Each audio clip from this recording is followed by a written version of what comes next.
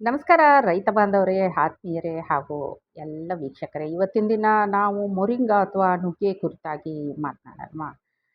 These leaves could save millions of life ಅಂತ ಹೇಳ್ತಕ್ಕಂಥದ್ದು. ಅಂದರೆ ನುಗ್ಗೆ ಸೊಪ್ಪು ಸಾಕಷ್ಟು ಜೀವಿಗಳ ಜೀವನವನ್ನು ಉಳಿಸುತ್ತೆ ಅಂತಕ್ಕಂಥ ಒಂದು ನುಡಿಗಟ್ಟಿನ ಜೊತೆಗೆ ನಾವು ಮುಂದುವರಿಯೋಣ.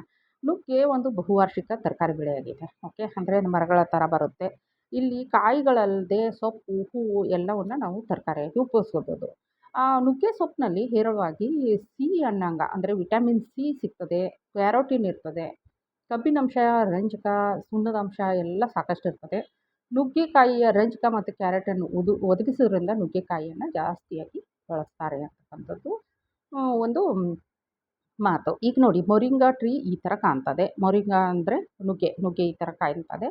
ಅದಕ್ಕೆ ಮೊರಿಂಗಾ ಒಲಿಫೆರಾ ಅಂತಕ್ಕಂಥದ್ದು ಅಥವಾ ಮೊರಿಂಗಾ ಅಂತ ಕರೀತಾರೆ.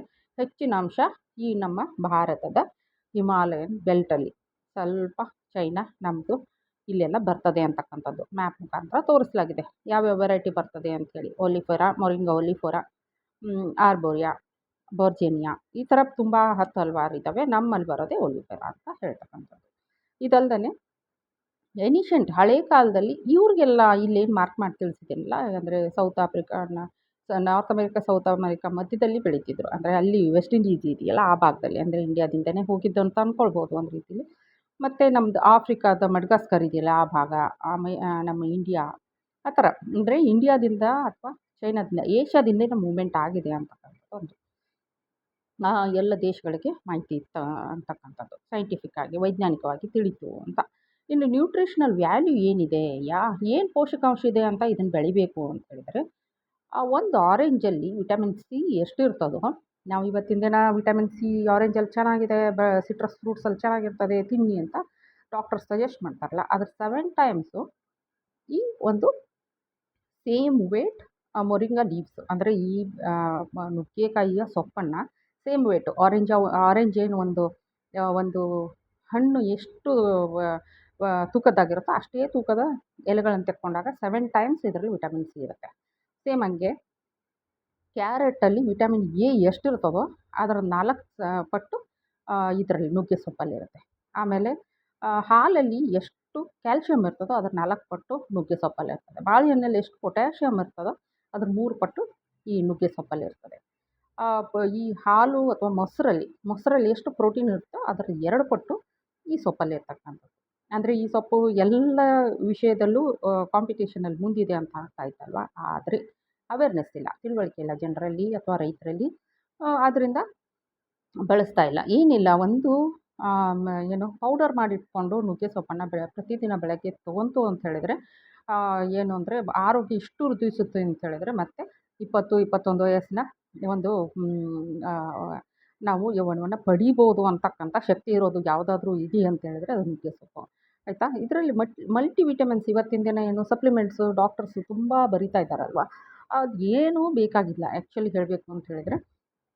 ಹೊರಗಿನಿಂದ ಟ್ಯಾಬ್ಲೆಟ್ಸ್, ಆಹಾರವೇ ಔಷಧವಾಗಬೇಕು ಹೊರತು ಔಷಧ ಆಹಾರ ಆಗಬಾರ್ದು. ಅಂದರೆ ಹೊಟ್ಟೆ ತುಂಬ ಔಷಧಗಳನ್ನು ತೆಗೆದುಕೊಳ್ಳೋಕ್ಕಿಂತ ಈ ಥರ ಆಹಾರಗಳನ್ನು ಬಳಸ್ಕೊಂಡಾಗ ನಾವು ಔಷಧಿ ಗುಣಗಳು ತುಂಬ ಇರೋದರಿಂದ ತುಂಬ ಹೆಲ್ಪ್ ಆಗುತ್ತೆ ಅಂತಕ್ಕಂಥದ್ದು. ಏನೇನಿದೆ ಅಂತ ಹೇಳಿದರೆ, vitamin A, B12, B1, 2, 3, vitamin C, calcium, chromium, copper, iron, magnesium, manganese, phosphorus, potassium, protein, zinc, ಹೆಚ್ಚು ಕಡಿಮೆ ಎಲ್ಲವೂ ಇದೆ ಅಂತ ಹೇಳ್ಬೋದು.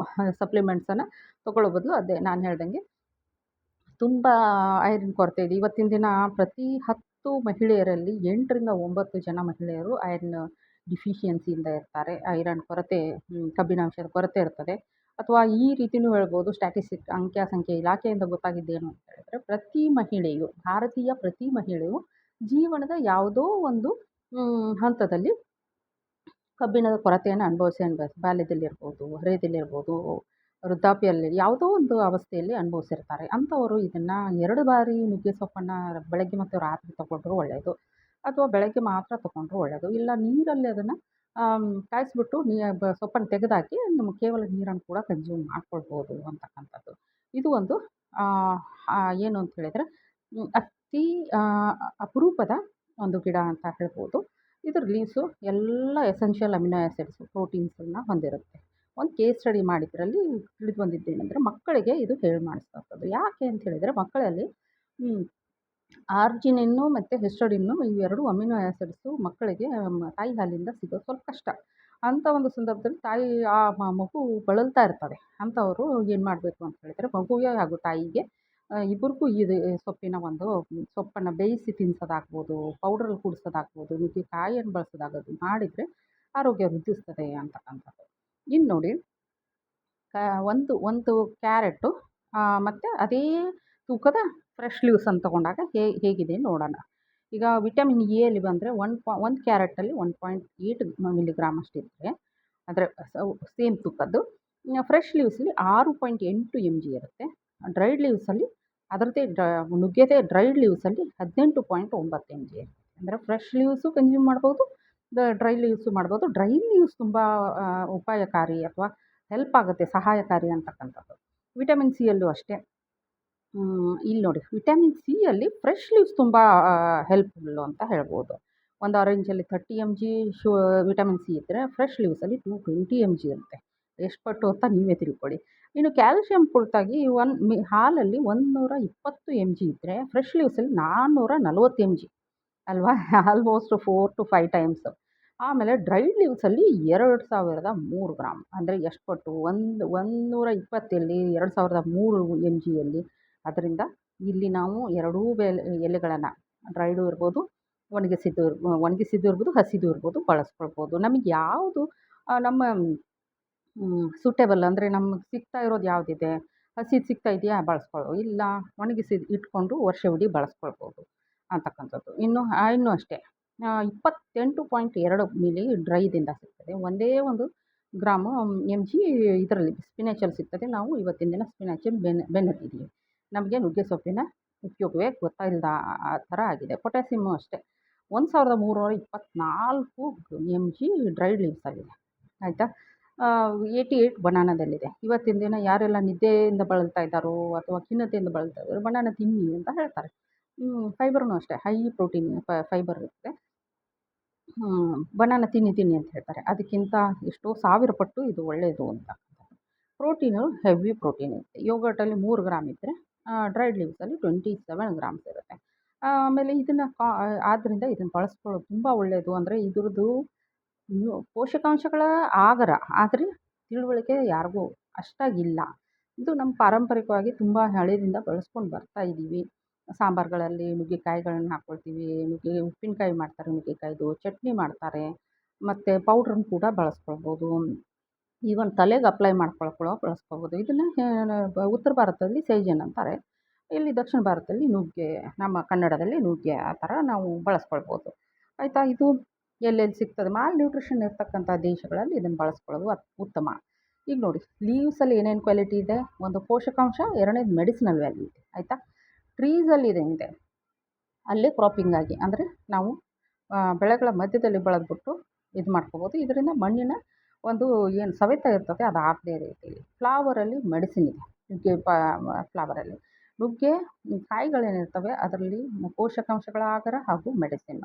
ಆಮೇಲೆ ರೂಟ್ಸಲ್ಲಿ ಕೂಡ ಮೆಡಿಸಿನಲ್ ಪ್ರಾಪರ್ಟಿ ಇದೆ. ಸೀಡ್ಸಲ್ಲಿ ನೋಡಿ ವಾಟರ್ ಪ್ಯೂರಿಫೈ ಮಾಡ್ತದೆ, ಮೆಡಿಸಿನಲ್ ಆಯಿಲ್ ಕೂಡ ಇದರಿಂದ ಎಕ್ಸ್ಟ್ರಾಕ್ಟ್ ಮಾಡ್ಬೋದು. ಇಲ್ಲಿ ನೋಡಿ ಒಂದು ವಿಷಯ ಹೇಳೋಕ್ಕೆ ಇಷ್ಟಪಡ್ತೀನಿ. ಇನ್ನೊಂದು ಬರುತ್ತೆ ಮಖಾನ ಅಂತ.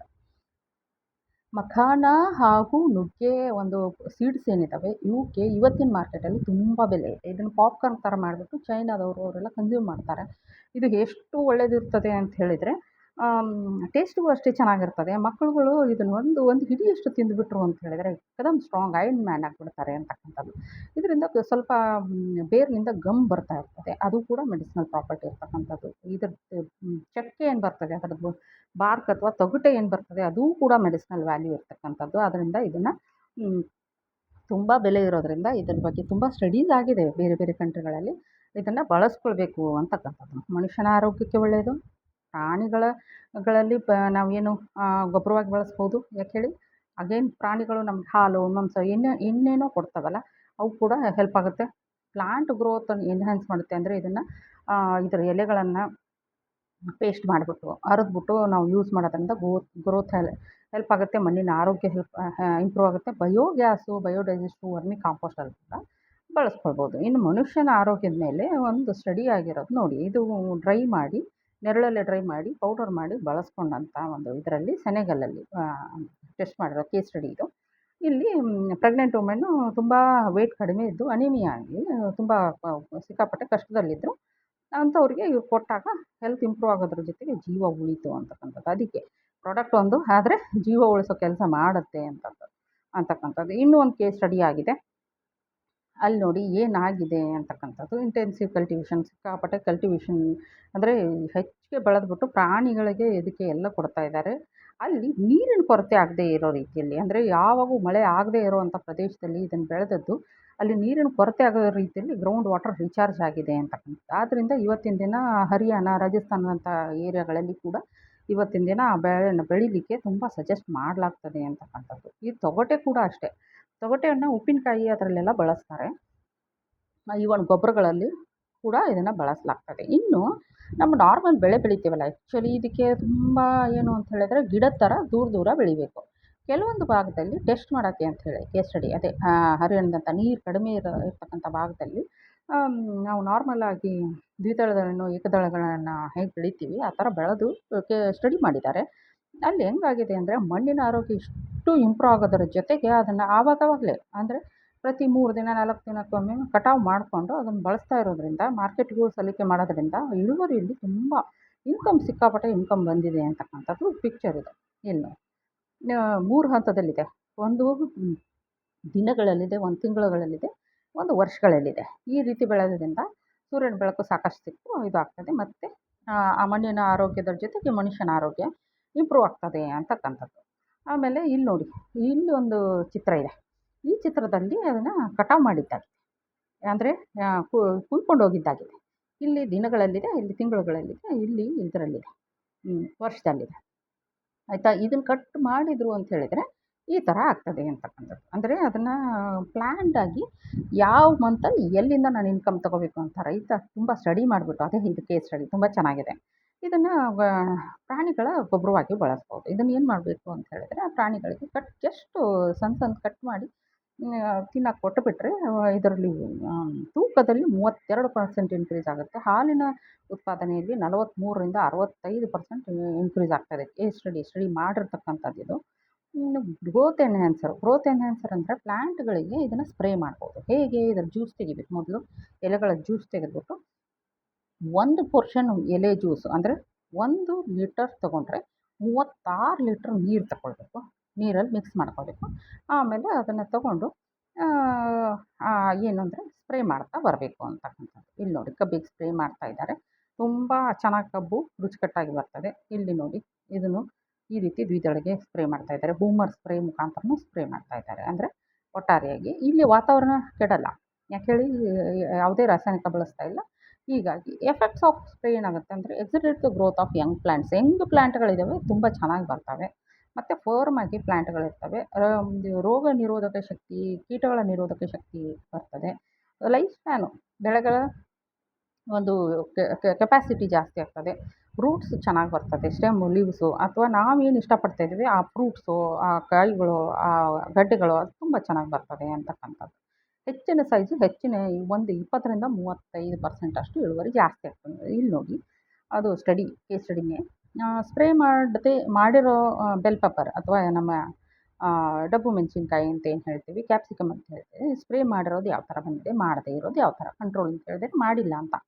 ಇಲ್ಲಿ ಶುಗರ್ ಕೇನಲ್ಲಿ ಸ್ಪ್ರೇ ಮಾಡಿದಾಗ ಸ್ಪ್ರೇ ಮಾಡಿರೋ ಬೇರುಗಳು ಹೆಂಗೆ ಬಂದಿದೆ, ಬಾರದೇ ಇರೋದು ಹೆಂಗೆ ಬಂದಿದೆ ನೋಡಿ. ಅಂದರೆ ನಮ್ಮ ಜೋಳದ ತೆನೆಗಳಲ್ಲಿ ಮಾಡಿರೋದು ತುಂಬ ಕಾಳು ಮಾಡದೇ ಇರೋದು ಸಣ್ಣಗಿದೆ. ಆಮೇಲೆ ಟರ್ನಿಂಬಕ್ ಅಂತ ಒಂದು ನಮ್ಮ ಮೂಲಂಗಿ ಜಾತಿಯ ಬೆಳೆ, ಅದರಲ್ಲಿ ಸ್ಪ್ರೇ ಮಾಡಿರೋದು ಹೇಗೆ ಬಂದಿದೆ, ಮಾಡದೇ ಇರೋದು ಹೇಗೆ ಬಂದಿದೆ, ಫ್ರೀಸ್ ಮಾಡಿಬಿಟ್ಟು ಸ್ಪ್ರೇ ಮಾಡಿರೋದು ಹೇಗಿದೆ. ಆದರೆ ಅದನ್ನು ಇಟ್ಬಿಟ್ಟು ತುಂಬ ದಿನ ಆಮೇಲೆ ಸ್ಪ್ರೇ ಮಾಡಿ ನೋಡಿದ್ದಾರೆ. ಅಂದರೂ ಕೂಡ ಎಫೆಕ್ಟಿವ್ ಇದೆ ಅಂತಕ್ಕಂಥದ್ದು. ಅದನ್ನು ಮತ್ತೆ ಅಲ್ಲದೆ ಎಲೆಗಳನ್ನು ಪ್ಲ್ಯಾಂಟ್ಗಳಿಗೂ ಬಳಸಲಾಗ್ತದೆ. ಅದರಿಂದ ಎಲೆಕ್ಟ್ರಿಸಿಟಿ ಪ್ರೊಡ್ಯೂಸ್ ಮಾಡೋದು, ಬೆಳೆಗಳಿಗೆ ಗೊಬ್ಬರ ಕೊಡೋದು ಎಲ್ಲವೂ ಆಗ್ತದೆ ಅಂತಕ್ಕಂಥದ್ದು. ತುಂಬ ಚೆನ್ನಾಗಿ ಮಾಡಿದ್ದಾರೆ. ಕಮರ್ಷಿಯಲ್ ಆಗಿ, ಅಂದರೆ ವಾಣಿಜ್ಯ ರೀತಿಯಲ್ಲಿ ದೊಡ್ಡ ಪ್ರಮಾಣದಲ್ಲಿ ಮಾಡಲಾಗ್ತದೆ. ಅದನ್ನು ಕೂಡ ನಾವು ಇವತ್ತಿನ ದಿನ ಸ್ಟಡಿ ಮಾಡ್ಬೋದು ಅಂತಕ್ಕಂಥದ್ದು. ಏನು ಈಗ ನಮ್ಮ ದೇಶದಲ್ಲಿ, ಬೇರೆ ದೇಶಗಳಲ್ಲಿ ತುಂಬ ಸ್ಟಡಿ ಆಗಿದೆ. ನಮ್ಮ ದೇಶದಲ್ಲಿ ಆಗಬೇಕಾಗಿದ್ದು ಏನಂದರೆ ಹ್ಯೂಮನ್ ಹೆಲ್ತ್ ಮೇಲೂ ಇನ್ನೂ ಆಗಬೇಕಿದೆ. ಲೈವ್ ಸ್ಟಾಕು ಅಂದರೆ ಪ್ರಾಣಿಗಳು, ಪ ಗ್ರೋತ್ ಎನ್‌ಹ್ಯಾನ್ಸರು ಮತ್ತು ಬಯೋಗ್ಯಾಸಲ್ ಮೇಲೆ ಕೂಡ ಮಾಡಬೇಕಾಗ್ತದೆ ಅಂತಕ್ಕಂಥದ್ದು. ಮತ್ತು ಇದನ್ನು ಹೇಗೆ ಹೆಲ್ಪ್ ಆಗ್ತದೆ ಅಂದರೆ, ಒಂದು ಈ ಈ ಈ ಸ್ಟಡೀಸ್ ಮಾಡೋದು ಯಾಕೆ ಹೆಲ್ಪ್ ಆಗುತ್ತೆ ಅಂದರೆ, ಡಿಸಿಷನ್ ಮೇಕರ್ಸ್ ಅಂದರೆ ಯಾರು ಪೊಲಿಟಿಕಲ್ ಲೀಡರ್ಸ್ಗೆಲ್ಲ ಮನವರಿಕೆ ಮಾಡಿಕೊಡ್ತಾ ಇದ್ರ ಉಪಯೋಗ ಇದೆ. ಇದ್ರ ಕುರಿತಾಗಿ ಕೆಲವೊಂದು ಯೋಜನೆಗಳನ್ನ ತನ್ನಿ ಅಂತಕ್ಕಂಥದ್ದು. ಅಥವಾ ನಮ್ಮ ಕಂಟ್ರಿ, ನಮ್ಮ ದೇಶದ ಒಂದು ಆರೋಗ್ಯ ಕ್ಲಿನಿಕಲ್ ಸ್ಟಡೀಸ್ ಕೂಡ ಮಾಡಬೇಕಾಗ್ತದೆ ಅಂತಕ್ಕಂಥದ್ದು. ಆಯಿತಾ? ಆಮೇಲೆ ಏನು ಅಂದರೆ, ನಾವು ಇದನ್ನು ಮಾಡೋದ್ರ ಜೊತೆಗೆ ಬೇರೆ ದೇಶಗಳಿಗೂ ಕೂಡ ಇನ್ಫಾರ್ಮೇಷನನ್ನು ಕೊಡೋದಾಗ್ತದೆ ಅಂತಕ್ಕಂಥದ್ದು. ಆಯಿತಾ? ಇನ್ನು ಏನು ಅಂತ ಹೇಳಿದರೆ, ಇದೆಲ್ಲ ಕುರಿತಾಗಿ ಇದೆ. ಆಯಿತಾ? ಇನ್ನು ಮಣ್ಣು ಯಾವ ರೀತಿ ಬೇಕು ಅಂತಕ್ಕಂಥದ್ದು. ಮಣ್ಣು ಯಾವ ರೀತಿ ಬೇಕು ಇದನ್ನು ಬೆಳೀಲಿಕ್ಕೆ ಅಂತಂದರೆ, ಒಣ ಪ್ರದೇಶ ಇದು ಮುಖ್ಯವಾಗಿ ಅಲ್ಪ ಮಳೆ, ಕಡಿಮೆ ಮಳೆ ಬರ್ತಕ್ಕಂಥ ಏರಿಯಾದಲ್ಲಿ ಬರ್ತದೆ. ಜೂನ್ ಜುಲೈಯಲ್ಲಿ ಇದನ್ನು ನಾಟಿ ಮಾಡ್ಬೋದು. ನೀರಿನ ಸೌಲಭ್ಯ ಇಲ್ಲ ಅಂದರೂ ಕೂಡ ಇದು ಬರ್ತದೆ ಅಂತಕ್ಕಂಥದ್ದು. ಜಾಫ್ನ ಅಂತಕ್ಕಂಥದ್ದು ನಮ್ಮ ದೇಶದಲ್ಲಿ ಹೆಚ್ಚಾಗಿ ಬೆಳೀತಾ ಇರೋವಂಥ ವೆರೈಟಿ. ಅದಲ್ಲದೆ ನಮ್ಮ ರಾಜ್ಯದಲ್ಲಿ ಹೆಚ್ಚಾಗಿ GKVK, ಬ್ಯಾಂಗ್ಳೂರ್ದು GKVK ವೆರೈಟೀಸ್ ರಿಲೀಸ್ ಆಗಿದೆ. GKVK 1, 2, 3 ಅಂತಕ್ಕಂಥದ್ದು. ಅವುಗಳಲ್ಲಿ ನೋಡಿ, ಕಾಯಿ ಜಾಸ್ತಿ ಬರೋದು GKVK 1ನಲ್ಲಿ. ಆಯಿತಾ? ಗಿಡ್ಡ ಜಾತಿಯ ಇದು ಆಗಿರೋದು GKVK 2. ಆಮೇಲೆ GKVK 3 250ರಿಂದ 300 ಕಾಯಿಗಳು ಬರ್ತವೆ ಅಂತಕ್ಕಂಥದ್ದು. ಧನ್ರಾಜ್ ಅಂತಕ್ಕಂಥ ತಳಿ ಇದೆ. ಅದು ನಾವು ಇಂಟರ್ ಕ್ರಾಪಿಂಗ್ ಅಥವಾ ತೆಂಗು ಬೆಳೆ ಅಥವಾ ಮಾವು ಬೆಳೆಗಳ ಮಧ್ಯದಲ್ಲಿ ಬೆಳೀತಕ್ಕಂಥದ್ದು ಇದೆ ಅಂತ ಹೇಳಿ. ಆಯಿತಾ? ಭಾಗ್ಯ ಅಂತಕ್ಕಂಥದ್ದೊಂದಿದೆ. ಅದು ಕೂಡ ಗಿಡ್ಡ ಜಾತಿದು. ಅದು ತುಂಬ ಚೆನ್ನಾಗಿ ಬರ್ತದೆ ಮತ್ತು ಅದು 800ರಿಂದ 1000 ಕಾಯಿಗಳನ್ನು ಕೊಡ್ತದೆ ಒಂದು ಗಿಡ. ತುಂಬ ಚೆನ್ನಾಗಿ ಅಲ್ವಾ? ಆದ್ದರಿಂದ ಈ ಸಸಿಗಳನ್ನು ಬಳಸ್ಕೊಳ್ಳೋಣ ಅಂತಕ್ಕಂಥದ್ದು. ಸಾವಯವ ಪೋಷಕಾಂಶಗಳನ್ನು ಹಾಕ್ಕೊಂಡು ಬಳಸ್ಕೊಂಡ್ರೆ ತುಂಬ ಚೆನ್ನಾಗಿರ್ತದೆ. ಘನಜೀವಾಮೃತ ಇರ್ಬೋದು, ಆಮೇಲೆ ಜೀವಾಮೃತ, ಬೀಜಾಮೃತ, ಅಗ್ನಿ ಅಸ್ತ್ರ, ಆ ಥರ ಉಪಯೋಗಗಳನ್ನು ಮಾಡಿಕೊಂಡು ಬೆಳೆದ್ರಿಂದ ತುಂಬ ಉಪಯೋಗಕಾರಿ ಅಂತ ಹೇಳ್ಬೋದು. ಇದನ್ನು ಫಸ್ಟ್ ಏನು ಮಾಡಬೇಕು ಅಂದರೆ, ಸಸಿಗಳನ್ನು ಬೆಳ್ಕೊಂಡು ನಂತರ ಟ್ರಾನ್ಸ್ಫರ್ ಮಾಡ್ಕೊಳ್ಬೇಕಾಗ್ತದೆ. ಇವು ಗಿಡ್ಡ ಜಾತಿಯ ಬೆಳೆಗಳಾಗಿರೋದ್ರಿಂದ ಜಾಗ ಸ್ಪೇಸಿಂಗ್ ತುಂಬ ಕೊಡಬೇಕಾಗಿರೋ ಅಂಥ ಒಂದು ಅವಶ್ಯಕತೆ ಏನು ಇರೋದಿಲ್ಲ ಅಂತಕ್ಕಂಥದ್ದು. ಇದು ನಾವು ಕಟಾವು ಮಾಡಿ ಕವಲುಗಳಲ್ಲಿ ಏನು ಬೆಳಿತೀವಿ ಆವಾಗ 30ರಿಂದ 40 ದಿನದಲ್ಲಿ ಬರೋಕ್ಕೆ ಸ್ಟಾರ್ಟ್ ಆಗ್ತದೆ ಅಂತಕ್ಕಂಥದ್ದು. ಇಲ್ಲಿ ಕೆಲವೊಂದು ಕೀಟಗಳು ಬರ್ತವೆ. ಉದಾಹರಣೆಗೆ ರಸ ಹೀರುವಂಥ ಕೀಟಗಳು, ಏನು ಮತ್ತು ಎಫಿಡ್ಸ್ ಅಂತ ಹೇಳ್ತೀವಿ, ಜಾಸಿಡ್ಸು ಅವೆಲ್ಲ ಬರ್ತವೆ. ಅವಕ್ಕೇನು ಅಂದರೆ ಡೈಮಿಥೋಯೇಟನ್ನು ಅಥವಾ ಕ್ಲೋರೋಫೈರಿಫಾಸನ್ನು ಸ್ಪ್ರೇ ಮಾಡಿದ್ರು ಆಯಿತು. ಆದರೆ ಬಳಸೋ ಪೂರ್ವದಲ್ಲಿ ಮಾಡೋ ಹಾಗಿಲ್ಲ. ಯಾಕೆ ಹೇಳಿ?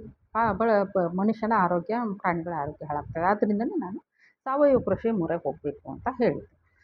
ಮತ್ತು ಇಲ್ಲದಿದ್ದರೆ ನಮ್ಮ ರೈತ ಮಿತ್ರ ಕೀಟಗಳನ್ನು ಹೆಚ್ಚಾಗಿ ಒತ್ತು ಕೊಟ್ಟು ಬೆಳೆಸಬೇಕು ಅಂತಕ್ಕಂಥದ್ದು.